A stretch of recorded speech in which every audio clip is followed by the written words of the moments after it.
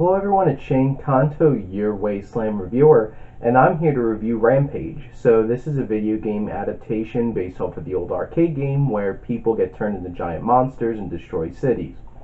Now, this one's starring The Rock, Dwayne Johnson, and it's not about people being turned into giant monsters, it's regular animals being infected with this kind of gas or whatever and getting turned into giant hybrid monsters where they have all different kinds of abilities. Like you have a crocodile with giant boar tusks, or a wolf that could turn into a flying squirrel.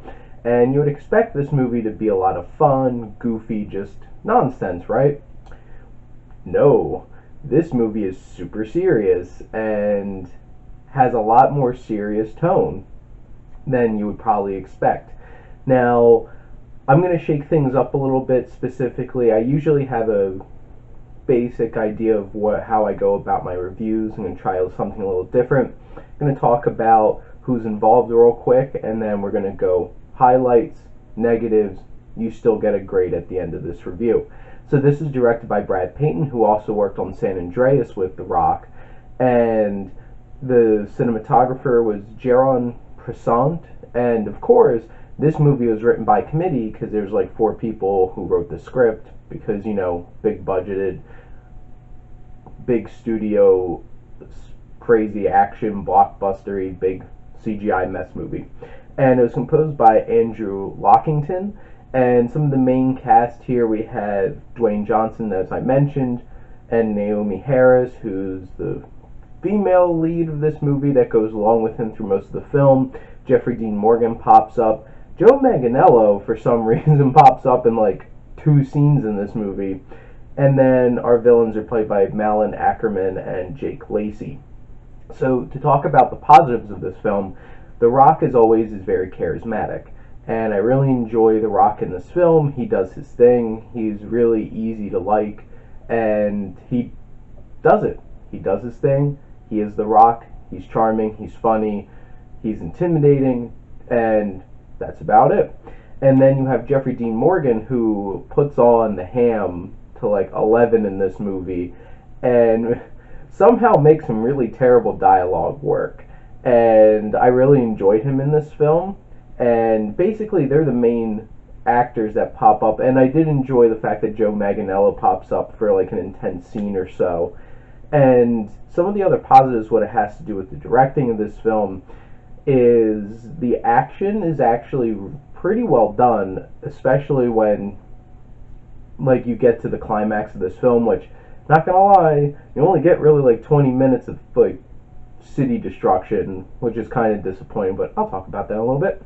But the action was pretty well done, and the CGI actually is, for the most part, really well done in terms of the animals. These creatures look really well realized. It just, standing in front of like CGI screens and like the backdrops can be a bit iffy at points in this film. And in terms of, there are some actual moments that I thought worked relatively well emotionally, which I was surprised by, with The Rock and his friend George, this gorilla. And in terms of overall, this film looks pretty well done. The cinematography wasn't anything special, but it does its job, and the score by Lockington is serviceable, does its job. Now, in terms of the negatives of this film, Naomi Harris is really wasted. There's nothing really to her character in this, and then our 2 villains are awful. Both of them were just performed badly, just not well written, and it's just like, whatever, why are you here? And in terms of, like I mentioned before, some of the CGI in terms of like the locale behind it looks a bit iffy. And in terms of tonal shifts, this has really bad comic relief and some really bad dialogue at points, like really bad. And it's just like cringe-worthy how bad the dialogue is. And the unfortunate thing is this movie gets boring.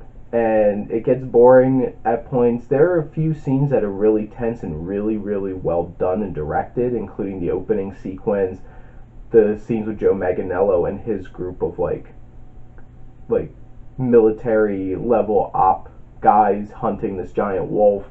And parts of the final act, but overall this is kind of like, after a while it just drags, and it's just like, when's this gonna end? And it doesn't really add up to a whole lot, unfortunately.